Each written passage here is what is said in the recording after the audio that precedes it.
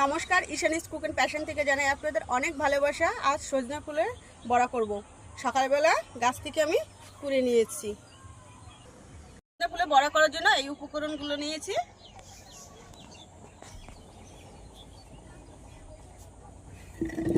সজনা ফুলের বড়ার জন্য আমি নিয়েছি চালের গুঁড়ো।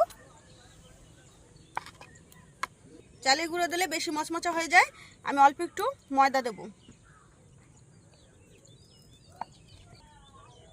বড়া অনেকেই মচমচাই পছন্দ করে, কিন্তু আমার শাশুড়ির দাঁত নেই, উনি খেতে পারে না, তাই একটু ময়দা দিয়ে দিলাম। নিয়েছি কালো জিরে, দিয়ে দেবো আমি কাঁচা লঙ্কা কুচি, ধনিয়ার গুঁড়ো, জিরের গুঁড়ো, শুকনো লঙ্কার গুঁড়ো। ভালো করে আমি মেখে নেব। দিয়ে দেবো আমি লবণ, হলুদের গুঁড়ো, দিয়ে দেবো অল্প করে জল।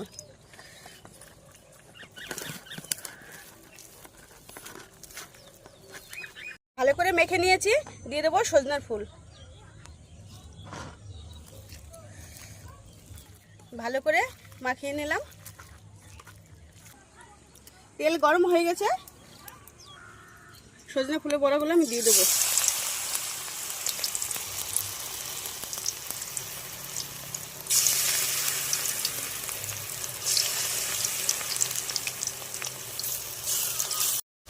হয়ে গেছে, তুলে নেব।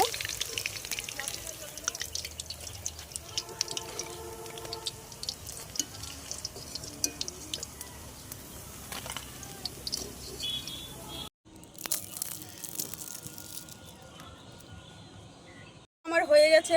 বাড়িতে এইভাবে করে দেখবেন, খেয়ে বলবেন আপনাদের ভালো লেগেছে কিনা। কমেন্ট করে অবশ্যই আমাকে জানাবেন।